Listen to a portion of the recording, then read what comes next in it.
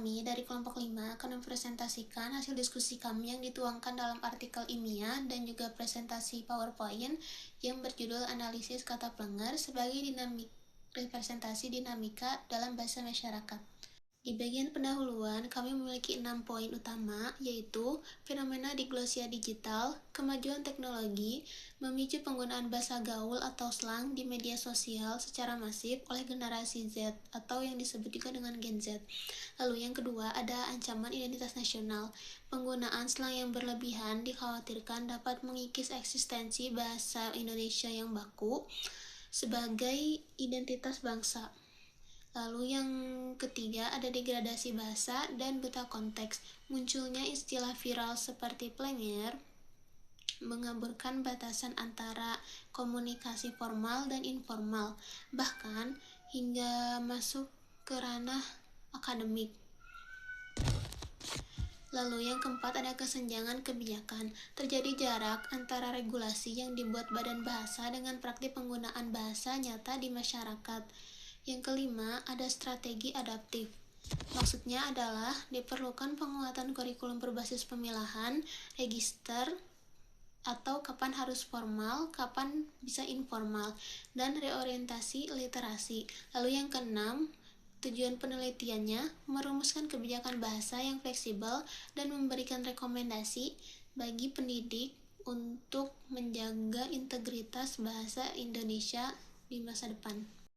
Baik, di sini terdapat grafik pertama mengenai distribusi profil responden berdasarkan usia, juga berdasarkan gender dan berdasarkan status, yang dimana responden kami ini didominasi oleh mahasiswa yang berusia 18-20 tahun. Kebanyakan dari pengisi kuesioner kami ini berjenis kelamin perempuan, yang dimana komposisi ini mencerminkan populasi sasaran yang berada pada fase transisi menuju dewasa muda dengan intensitas konsumsi konten digital yang cukup tinggi, sehingga paparan terhadap kosakata gaul seperti plenger menjadi lebih masif di kalangan usia 18-20 tahun ini.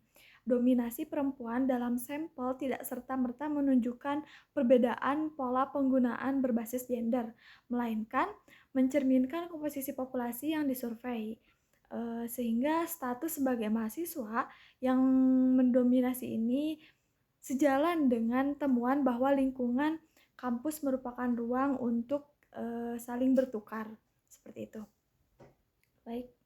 Selanjutnya ada pada grafik kedua, terdapat pola kebiasaan berbahasa responden dalam kehidupan sehari-hari yang diukur dengan frekuensi penggunaan bahasa gaul, tempat penggunaan bahasa gaulnya, kemudian media yang sering digunakan atau lebih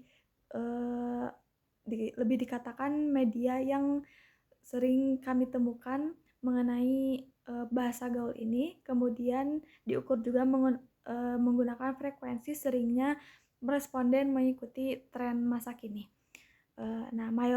Kita dapatkan bahwa mayoritas responden menggunakan bahasa campuran dan sering memakai bahasa gaul dengan angka 47,9%. Dengan lingkungan kampus sebagai utama penggunanya. Fenomena penggunaan bahasa campuran ini mencerminkan praktik alih kode dan campur kode yang lazim terjadi di kalangan remaja multibahasa Indonesia, di mana percampuran bahasa berfungsi sebagai strategi identitas sosial sekaligus penanda keakraban antar sebaya. Di sini juga terdapat bahwa platform TikTok ini menjadi media paling dominan dalam membentuk bahasa responden dengan angka 54,9%. Nah, karena algoritma berbasis tren dan konten video pendek ini sebagai salah satu aspek yang mempercepat penyebaran kosakata baru secara cepat gitu, secara masif. Meskipun demikian, hanya 99% yang secara aktif selalu mengikuti tren, menandakan adopsi bahwa bahasa gaul terjadi secara organik melalui paparan berulang. Jadi bukan terjadi atas kesadaran aktif, melainkan secara tidak langsung seperti itu. Kemudian lanjut ke grafik ketiga mengenai tingkat pengenalan dan paparan kata plenger, yang dimana dicantumkan juga untuk responden mengenai sumber pertama kali para responden mengenal kata plenger dan frekuensi para responden mendengar kata plenger ini. Kita dapatkan bahwa kata plenger di kalangan responden ini hampir menyeluruh dengan di angka 98,6%. Ini menandakan kata ini telah melampaui status slang komunitas terbatas dan masuk ke dalam kata gaul umum generasi muda. Jalur utama penyebarannya yaitu media sosial yang mengonfirmasi peran platform digital sebagai agen difusi bahasa yang jauh lebih efisien dibandingkan transmisi antar penutur secara langsung. Kemudian tingginya frekuensi paparan dengan angka 63,4% menyatakan sering hingga sangat sering mendengarnya. Para responden memprediksi bahwa kata ini akan semakin terinternalisasi dalam kosakata aktif penutur muda. Diperkuat juga dengan grafik keempat mengenai persepsi makna kata plenger bagi para responden. Juga di sini terdapat bahwa 85,9% responden sepakat bahwa plenger berarti tingkah laku atau aneh atau random, sering dikatakan random. Persepsi terhadap kategorisasinya terbagi menjadi 40,8% menilainya sebagai kata gaul, sementara 36,6% menganggapnya itu merupakan kata kasar. Nah, ini mencerminkan kondisi kata yang sedang mengalami negosiasi makna secara sosial, suatu fenomena yang umum terjadi pada kosakata gaul yang berkembang organik tanpa proses kodifikasi formal. Ini dikatakan oleh Iswatiningsih, Fauzan, dan Pangesti tahun 2021. Nah, lebih jauh, 59,2% responden tidak yakin apakah pemahaman mereka pemahaman mereka tentang plenger ini sama dengan pemahaman orang lain yang ada di lingkungannya atau mungkin berbeda seperti itu. Sehingga ini menandakan adanya polisemi leksikal yang menjaga fleksibilitas dan daya tarik kata tersebut bagi penuturnya. Jadi bagi setiap orang arti dari kata plenger itu berbeda-beda. Kemudian di grafik kelima ada pola penggunaan kata plenger, juga frekuensi penggunaan kata plenger, bentuk kata plenger, kepada siapa kata plenger ini sering digunakan, dan situasi seperti apa kata plenger ini diucapkan. Nah, kita dapatkan jadi di sini meskipun 71,8% responden pernah menggunakan kata plenger, frekuensinya didominasi oleh kategori jarang dengan angka 47,9%. Nah, ini menandakan bahwa kata ini bersifat situasional, yang dimana kata ini bukan dijadikan sebagai kosakata harian. Penggunaan secara lisan dengan angka 40,8% mendominasi di data ini, yang memperkuat karakter plenger sebagai fenomena bahasa tutur yang lahir dari interaksi langsung antar sebaya sebelum menyebar ke ranah digital. Nah, kata ini hampir eksklusif digunakan kepada teman dekat dengan angka 57,7% dalam situasi bercanda dan juga ada yang ikut FOMO gitu ya. Ini yang FOMO ada 14,1%, di angka 14,1%. Nah, ini mengindikasi fungsinya sebagai perangkat humor dalam jaringan komunikasi intim dan simetris. Pola ini sejalan dengan temuan bahwa tujuan utama penggunaan bahasa gaul oleh remaja adalah hanya untuk menyapa, bercanda, dan membangun keakraban dalam pertemanan. Kemudian pada grafik ke-6 mengenai respon sosial terhadap kata plenger, ini terdapat 4 data di mana frekuensi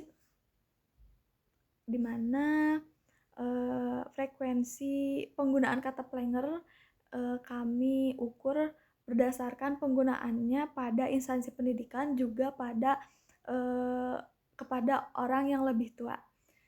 Sebetulnya itu cocok atau tidak dan sopan atau tidak, apalagi di Indonesia itu kita harus menjunjung tinggi etika, apalagi dengan orang yang lebih tua, juga di instansi pendidikan di mana tempat kita belajar hal yang baru seperti itu. Nah, di sini kita temukan bahwa kata plenger paling banyak dinilai lucu kata ini di persepsi para responden. Namun, distribusi persepsi yang relatif merata pada empati kategori menandakan kata ini belum memiliki label sosial yang tunggal dan stabil. Nah, mayoritas responden dengan angka 70,4% merasa biasa saja jika disebut plenger, namun 25,4% merasa tidak nyaman jika dirinya dikatakan plenger. Nah, mengindikasikan potensi dampak efektif yang tidak akan kesadaran akan potensi menyinggung sangat tinggi di angka 52,1%. Menilainya bergantung konteks itu sebesar 57,7%. Ada juga responden yang menilainya itu bisa digunakan di tempat yang sesuai konteks menurut mereka. Nah, menilai itu tidak pantas di lingkungan sekolah atau kampus. Dan 88,7% menyatakan tidak pantas kepada orang yang lebih tua. Temuan ini mencerminkan internalisasi normal kesantunan berbahasa yang berakar pada sistem hierarki sosial di Indonesia, di mana penggunaan ragam bahasa sangat dipengaruhi oleh relasi sosial antar penutur. Baik, sampai situ saja mengenai grafik. Pada penelitian ini, kami menggunakan pendekatan deskriptif kuantitatif. Tujuannya adalah untuk mengetahui penggunaan serta makna kata plenger di kalangan remaja. Penelitian ini merupakan penelitian lapangan dengan data berupa data primer yang diperoleh langsung dari responden melalui kuesioner. Pengumpulan data dilakukan secara daring menggunakan Google Form dengan pertanyaan tertutup dan terbuka agar data yang diperoleh dapat dihitung sekaligus dipahami lebih mendalam. Selanjutnya, data dianalisis secara deskriptif dengan melihat pola jawaban responden dan menyajikannya dalam bentuk narasi. Berdasarkan hasil penelitian, kata plenger sudah banyak digunakan oleh remaja, terutama melalui media sosial seperti TikTok. Sebagian besar responden memaknai kata ini sebagai bingung, pusing, atau kewalahan dan menggunakannya dalam percakapan sehari-hari. Namun, penggunaan kata ini juga mulai masuk ke dalam situasi formal, seperti saat berbicara dengan guru atau dalam tugas. Hal ini menunjukkan bahwa batas antara bahasa santai dan bahasa formal semakin tipis. Selain itu, kata plenger juga berfungsi sebagai identitas sosial remaja yang dapat mempererat kebersamaan, tetapi juga potensi menimbulkan kesenjangan bagi yang tidak memahaminya. Sebagai kesimpulan, kata plenger merupakan bagian dari perkembangan bahasa, namun penggunaannya tetap perlu disesuaikan dengan konteks komunikasi. Di sini saya akan menjelaskan subbab dari hasil dan pembahasan dari bab 3. Yang pertama itu ada fenomena penggunaan istilah plenger di media sosial. Istilah plenger ini tuh muncul sebagai fenomena luas di media sosial, terutama di platform TikTok. Dan ini tuh dipahami sebagai perasaan bingung, pusing, atau kewalahan. Penyebarannya ini tuh sangat cepat, yang menunjukkan bahwa kuatnya tren digital terhadap bahasa sehari-hari, bahkan sampai terbawa ke komunikasi secara resmi. Yang kedua, pergeseran makna dan identitas kelompok. Selain itu, kata plenger itu mengalami penggeseran makna sekaligus menjadi identitas kelompok remaja. Penggunaan berulang di media sosial ini tuh menciptakan rasa kebersamaan, tapi juga dapat menimbulkan kesenjangan komunikasi dengan generasi yang lebih tua yang tidak memahami istilah tersebut. Hal ini tuh menjadi tantangan dalam menjaga keutuhan bahasa Indonesia. Yang bab ketiga yaitu strategi penguatan bahasa Indonesia di era digital. Untuk mengatasinya, diperlukan kebijakan bahasa yang jelas, pendidikan yang menekankan peradaban berbahasa santai dan resmi, serta pemanfaatan media digital untuk memberi contoh penggunaan bahasa yang baik. Kesimpulan dari subbab yang telah saya sampaikan, yaitu istilah seperti pelengger ini tuh adalah bagian dari perkembangan zaman dan globalisasi. Tetapi generasi muda ini tuh harus tetap menjaga keseimbangan antara kreativitas berbahasa gaul dan ketegasan dalam berbahasa baku agar bahasa Indonesia ini tuh tetap terjaga sebagai bahasa persatuan. Nah, jadi kesimpulan dari artikel yang telah kami buat, yang pertama ini tuh kata pelengger ini tuh berasal dari platform media sosial.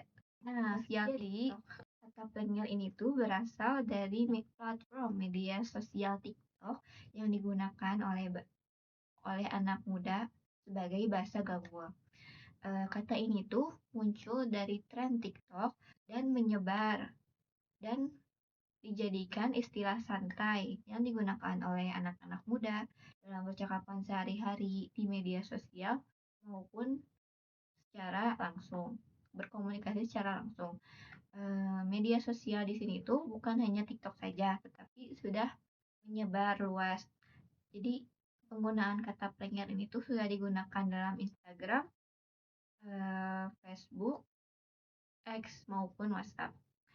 Penggunaannya ini tuh penggunaannya itu dapat mengaburkan batas bahasa formal dan informal. Karena seringnya dipakai di banyak situasi, bahasa santai ini orang akan terbiasa mencampur gaya bahasa santai ke situasi yang sebenarnya itu memerlukan bahasa resmi, sehingga perbedaannya itu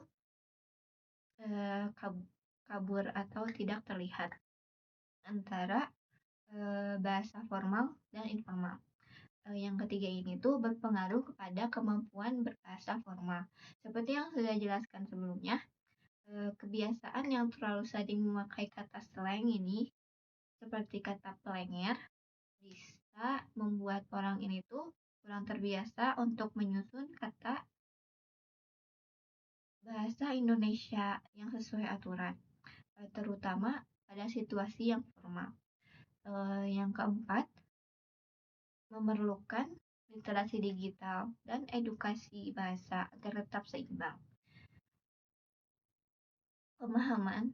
Diperlukanlah pemahaman tentang kapan boleh memakai bahasa gaul dan atau slang dan kapan untuk harus menggunakan bahasa formal. Karena itu, penggunaan bahasa di dunia digital maupun di dunia nyata ini tuh tetap terarah tanpa menghilangkan kemampuan bahasa yang baik dan benar. Sekian dari kami. Sekian dari saya. Terima kasih.